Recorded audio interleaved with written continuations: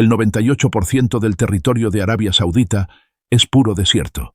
Pero en medio de esta tierra que parece imposible de habitar, están creando sus propios ríos. Enormes corrientes de agua se extraen directamente del mar, cruzan desiertos ardientes y suben montañas de más de 3.000 metros de altura lo suficientemente largas como para dar la vuelta a México 35 veces. Miles de estaciones de bombeo funcionan día y noche los 7 días de la semana, suministrando casi 19.000 millones de litros de agua cada día para sostener a 35 millones de personas. Sigue leyendo, porque estás a punto de descubrir cómo Arabia Saudita creó su propia línea de vida. ¿Sabías que Arabia Saudita es uno de los 18 países en el mundo que no tiene ni un solo río natural, sin nada de ríos, nada de lagos? La meseta alta bloquea la humedad que viene del mar, así que las nubes de lluvia no logran entrar al interior. Encima de eso, el clima es tan seco y extremo que las temperaturas suelen llegar a más de 50 grados centígrados. En cualquier mapa climático, Arabia Saudita parece un lugar donde la vida no debería existir. Cada persona apenas recibe entre 68 y 90 metros cúbicos de agua al año, 5 veces menos que el límite de escasez absoluta fijado por las Naciones Unidas. En comparación, un estadounidense promedio disfruta hasta 9.000 metros cúbicos. La diferencia es brutal, y como todos sabemos, un ser humano puede sobrevivir hasta 3 semanas sin comida, pero solo de 2 a 7 días sin agua. Por eso en Arabia Saudita el agua siempre ha sido cuestión de vida o muerte. Para sobrevivir, tuvieron que excavar profundamente en el desierto, buscando tesoros subterráneos antiguos, acuíferos fósiles, que tardaron miles de años en formarse. Desde los años 80, se perforaron miles de pozos que bombeaban billones de litros de agua. En 1992 el consumo llegó a 7.5 billones de litros por año, suficiente para llenar más de 27.000 edificios del tamaño de la Torre Mayor en la Ciudad de México. Pero esa alegría pronto se convirtió en una adicción a desperdiciar agua dulce. La dura verdad es que el agua fósil subterránea no se puede reponer igual que el petróleo de un pozo que se agota. En apenas 25 años, los niveles de agua en el acuífero de Al-Aqsa bajaron casi 150 metros. Para el año 2012, el 80% de los 132 billones de galones de agua subterránea ya se había agotado, lo que obligó a Arabia Saudita a lanzar un plan de supervivencia. Reducir el consumo a 150 litros por persona al día, apenas una séptima parte de lo que usan los estadounidenses, que rondan los 1.100 litros diarios. Las ciudades instalaron medidores inteligentes e impusieron fuertes multas por desperdicio, desde llaves que goteaban hasta regar jardines de más. En la agricultura, los campos sedientos de trigo fueron sustituidos por sistemas de riego por goteo y sensores de humedad, haciendo que cada gota valiera oro. En 2015, solo el sector agrícola consumía 6.5 billones de litros de agua, pero para 2020, el consumo en todo el país bajó a 4 billones de litros, una reducción de casi el 40%. Aún así, cada ciudadano saudí utiliza alrededor de 1.200 litros por día, casi lo mismo que un francés promedio. Ahorrar agua solo le dio un poco de tiempo a Arabia Saudita, pero no pudo detener la sed imparable de su población en crecimiento y de la agricultura. Así como en Estados Unidos, no basta con ahorrar gasolina sin desarrollar nuevas fuentes de energía. Arabia Saudita se dio cuenta de que necesitaba un suministro masivo, sostenible y casi ilimitado. Y la única fuente que tienen a su alrededor es el agua del mar, que representa el 97% del agua del planeta, pero es salada e imposible de beber. Los primeros experimentos comenzaron en los años 70, pero no fue sino hasta principios del siglo XXI que decenas de miles de millones de dólares en inversión convirtieron este plan en una verdadera potencia. Si en 2015 la capacidad total de desalinización era de solo 6.000 millones de litros al día, para 2024, Arabia Saudita ya opera 41 plantas desalinizadoras a lo largo del Mar Rojo y el Golfo Pérsico, produciendo alrededor de 11.000 millones de litros de agua dulce diarios, lo que equivale al 22% de toda el agua desalinizada en el mundo. Para ponerlo en perspectiva, todo el sistema de desalinización de Estados Unidos junto es menor a una quinta parte de eso, aunque la costa estadounidense es mucho más larga que la saudí. En el corazón de esta red se encuentra el megacomplejo de Ras Al Khair, en el Golfo Pérsico. Solo esta planta produce más de 1.000 millones de litros de agua potable al día, suficiente para casi 2 millones de hogares en México, y además genera 2.400 megavatios de electricidad, lo mismo que 2 reactores nucleares medianos. Los ductos y sistemas de tratamiento de Ras Al Khair se extienden por cientos de kilómetros, operando día y noche para abastecer de agua potable y electricidad tanto a la propia planta como a las zonas industriales cercanas.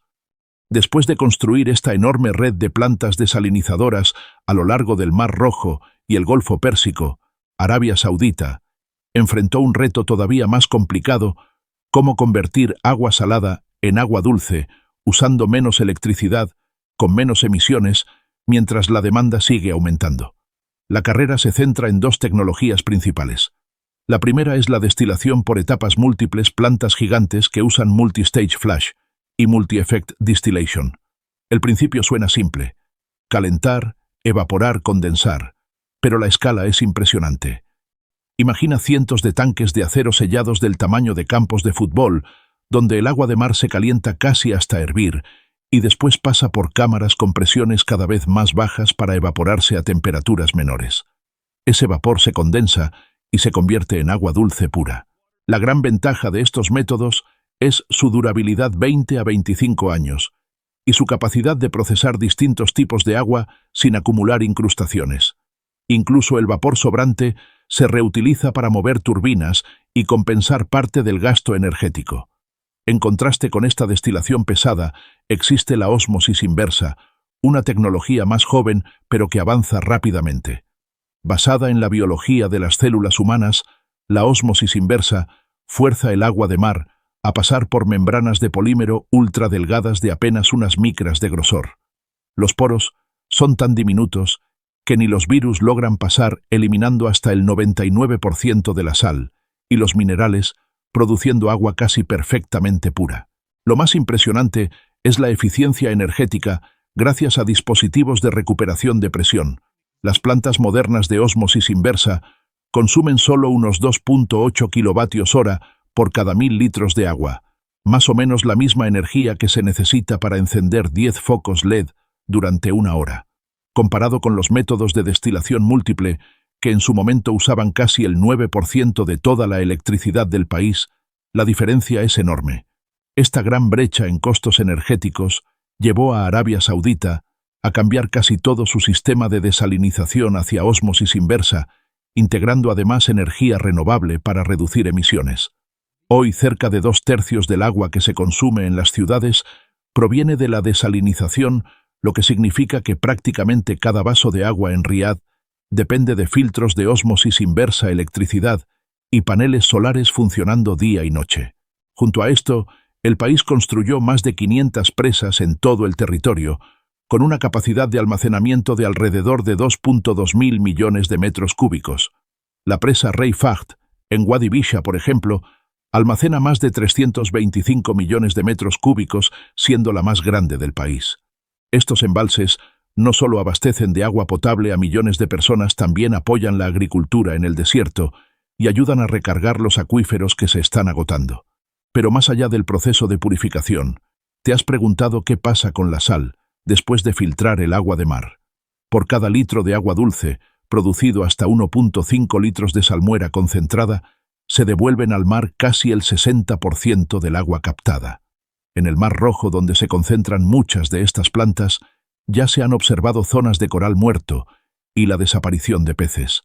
Los expertos llaman a esto el costo oculto de la desalinización. Si se descarga de manera directa los desechos, elevan tanto la temperatura como la salinidad, amenazando todo el ecosistema costero.